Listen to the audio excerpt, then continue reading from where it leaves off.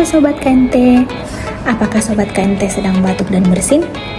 Tahukah Sobat KNT bahwa saat ini Anda berpotensi menyebabkan ribuan bahkan hingga jutaan kuman ke udara? Sobat KNT dapat mencegahnya dengan cara menerapkan etika batuk secara baik dan benar. Yang pertama, saat Anda batuk, jangan lupa pakai tisu untuk menutup mulut serta hidung Anda. Jika tidak ada tisu, Sobat KNT bisa menggunakan lengan bagian dalam. Dan jangan lupa untuk gunakan masker saat Anda sedang batuk. Apabila sudah menggunakan tisu dan masker, buanglah tisu dan masker ke tempat sampah yang telah disediakan. Dan jangan lupa segera cuci tangan dengan menggunakan sabun. Dan ingat, jangan membuang ludah di sembarang tempat ya.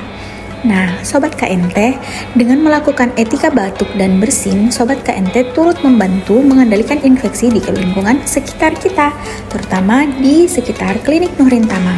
Salam sehat!